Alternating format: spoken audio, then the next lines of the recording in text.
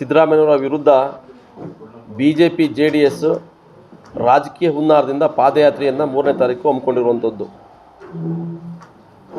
BJP JDS Ahinda ವಿರೋಧಿತನವನ್ನು ಖಂಡಿಸಿ ಏನು ಬಹುಜನರ ರಾಜಕಾರಣವನ್ನು ಅಂತ್ಯ ಮಾಡಲಿಕ್ಕೆ ಹೊರಟಿದೆ BJP JDS, ಆ ನಡೆಯನ್ನು ಖಂಡಿಸಿ ಸಿದ್ದರಾಮಯ್ಯನವರು ಇಲ್ಲಿವರೆಗೂ ಕೂಡ 40 ವರ್ಷದ ರಾಜಕೀಯ ಇತಿಹಾಸದಲ್ಲಿ ಯಾವತ್ತೂ ಕೂಡ ಒಂದು ಕಪ್ಪು ಚುಕ್ಕೆ ಇಲ್ಲ. ಮೂಢ ಮತ್ತು ವಾಲ್ಮೀಕಿ ಹಗರಣವನ್ನು ಇಟ್ಕೊಂಡು ಅಹಿಂದ ರಾಜಕೀಯ ನಾಯಕತ್ವವನ್ನು BJP JDS ನಾಶ ಮಾಡಲಿಕ್ಕೆ ಹೊರಟಿದೆ. ಮೂಢ ಮತ್ತು ವಾಲ್ಮೀಕಿ ಹಗರಣದಲ್ಲಿ ಸಿದ್ದರಾಮಯ್ಯವರ ಪಾತ್ರ ಕಿಂಚಿತ್ತೂ ಇಲ್ಲ.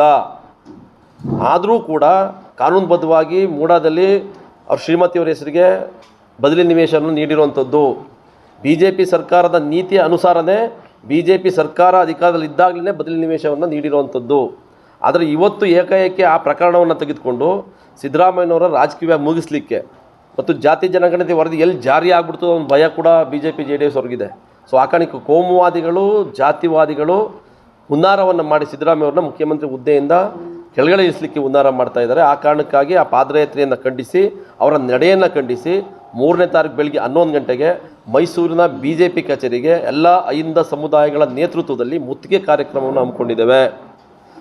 ಅವತ್ತು 11 ಗಂಟೆಗೆ ಮಹಾರಾಜ್ ಕಾಲೇಜರ ವೃತ್ತದಲ್ಲಿ ನಾವೆಲ್ಲ ಅಸೆಂಬಲ್ ಆಗಿ ಮಹಾತ್ಮ ಗಾಂಧಿ ಪ್ರತಿಮೆಗೆ ಮಾಲಾರ್ಪಣೆಯನ್ನು ಮಾಡಿ BJP ಕಚೇರಿಗೆ ಮುತ್ತಿಗೆ ಹಾಕೋ ಕೆಲಸವನ್ನು ಮಾಡ್ತೇವೆ.